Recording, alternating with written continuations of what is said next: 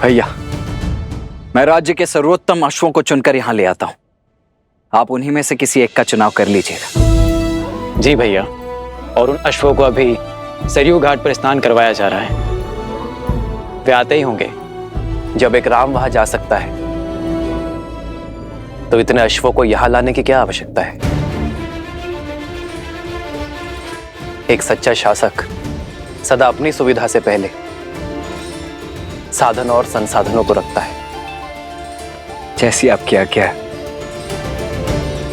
आचार्य, लगता है अयोध्या के महाराज की सेवा में आपके पढ़ाए प्रशासनिक पाठ भूल गए सब।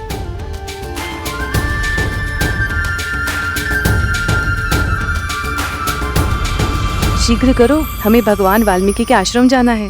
सारा सामान रथों में रखना शुरू करो। कोई कहीं नहीं जाएगा। प्रतीक्षा की बहुत परीक्षा दी है मैंने, अब आपका आदेश भी मुझे रोक नहीं सकता। एकांत,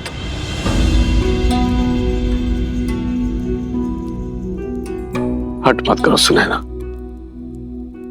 तुम वहां नहीं जा सकती। क्यों? क्यों नहीं जा सकती? मेरा हृदय चीख चीख कर कह रहा है कि वो मेरी सीता के ही पुत्र हैं, और सीता वहां भगवान वाल्मीकि के आश्रम में वनवासियों का जीवन जी रही है।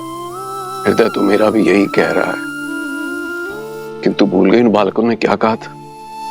उनकी माता ने उन्हें सीख दी है कि हमें बीते हुए कल की ओर नहीं, आने वाले कल की ओर देखना चाहिए। बीता हुआ कल ही तो आज की नींव है, उसे मैं कैसे भूल जाऊं? कौन है?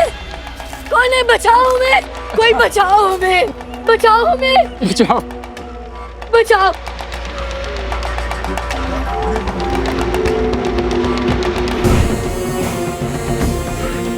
तो तुम दोनों नहीं उठोगे तो ठीक है, हम इस खाट का दूसरा पग भी तोड़ देंगे। नहीं नहीं, ऐसा मत करो, ऐसा मत करो।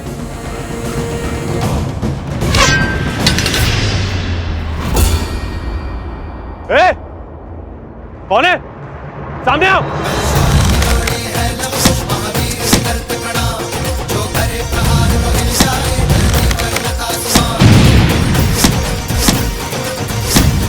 चलो निकलो यहाँ से। इस कन्या को उठा के लेके चलो। अरे कोई बचाओ, बचाओ मेरी बेटी को, बचाओ बेटी को, बचाओ।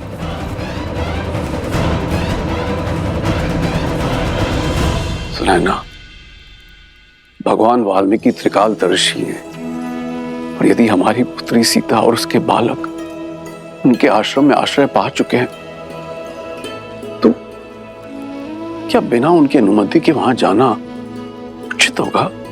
सुनैना, तुमने देखा नहीं वो बालक कितने मेधावी, तेजस्वी हैं, कितने प्रशिक्षित हैं। भगवान वाल्मीकि की इच्छा को समझो और उसे पूर्ण करने में उनका सहयोग दो।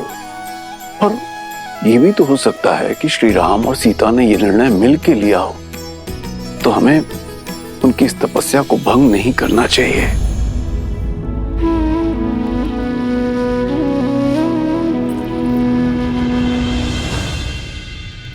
मस्तिष्क तो हर बात समझता है, किंतु इस मन का मैं क्या करूं आर्य? इस दुख का मैं क्या करूं? सुनैना,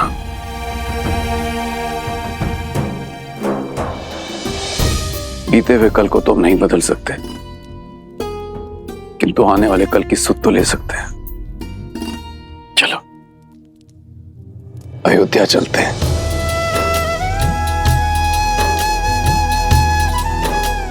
कदाचित वहीं जाके भगवान वाल्मीकि की लीला से आवरण हट जाए।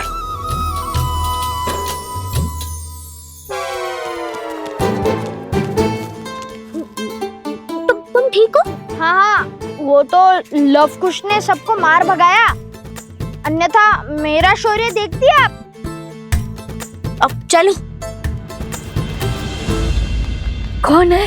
किसने हमारी सहायता की? हम भगवान वाल्मीकि के शिष्य और वन देवी के पुत्र हैं।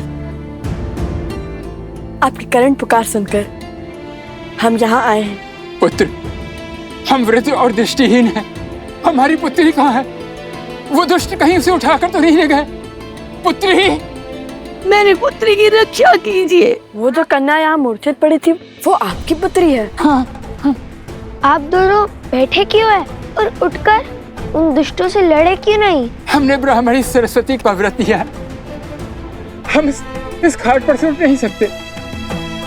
पर वो दुष्ट इस घाट के नीचे गड़े हुए धन को लेना चाहते हैं। उन्होंने हमारे 4 पुत्रों को मार डाला, हमारी घाट का पांव भी तोड़ डाला। बड़ी मुश्किल से हमारी पुत्री ने ये 4 भाई बचाई है, और अब उनकी शक्ति दिनों दिन बढ़ती जा रही है। वो हमारी शक्ति को, हमारी साधना को, हमारे जाप को भंग करना चाहते हैं। रक्षा कीजिए, हम पर कृपा कीजिए।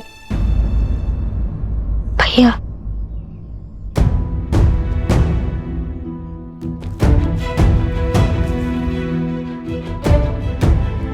भैया शीघ्र अतिशीघ्र अयोध्या पहुंचे या इनकी पुत्री को बचाए।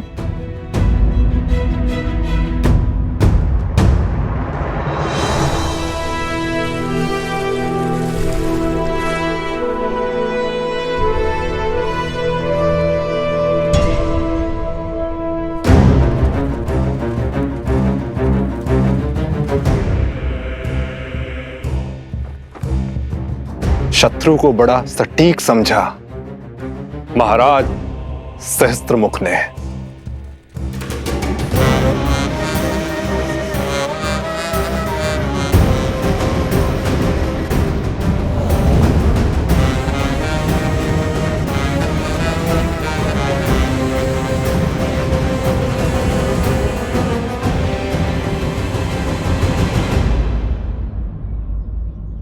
अपने आप से पूछो कि यदि श्री राम यहाँ होते तो वे क्या करते? अश्वमेध यज्ञ। यदि श्री राम हमारी आयु के होते तब वे क्या करते? वो तो अपने सैनिकों को उनके पीछे भेज देते। श्री राम तो राजकुमार थे ना। यदि श्री राम ऋषि वशिष्ठ के आश्रम में होते तब क्या करते? तब तो वो अवश्य ही अपने अनुज का परामर्श लेते।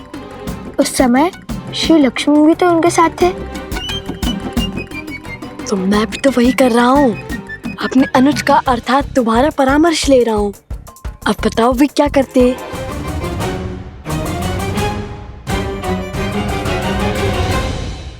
अब बताओ वे क्या करते? ओह, इस प्रश्न का उत्तर तो बहुत सरल है। श्री राम सब कुछ छोड़कर उनकी पुत्री की रक्षा करते। हम भी तो श्री राम के भक्त हैं, तो श्री राम को यहीं से प्रणाम करकर हम उनकी पुत्री की रक्षा के लिए जाएंगे।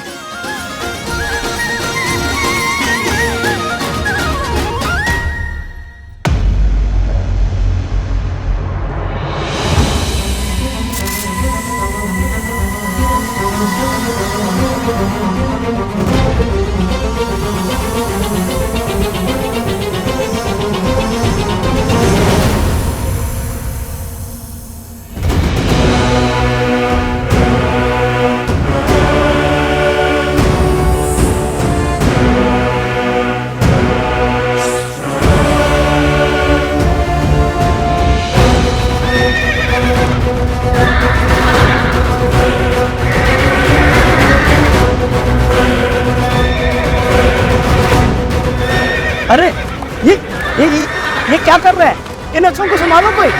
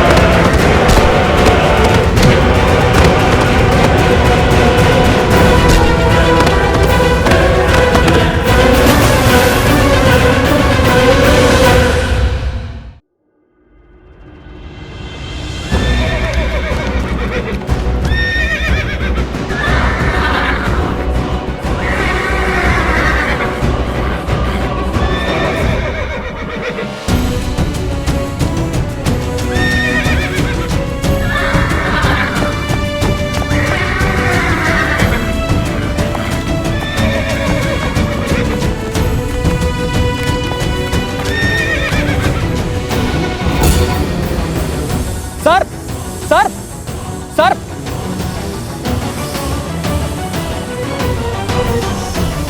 रुको। ये भी जीव है, किसी की कुनीति का साधन। ना ये हमें संकट पहुंचा रहे हैं और ना ही हम इन्हें क्षति पहुंचाएंगे।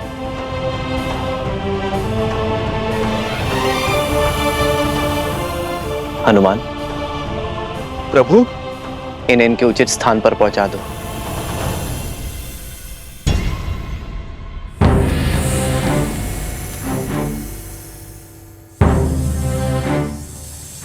अश्व चयन की पूजा से पहले ऐसी घटना घोर अपशकुन है राम।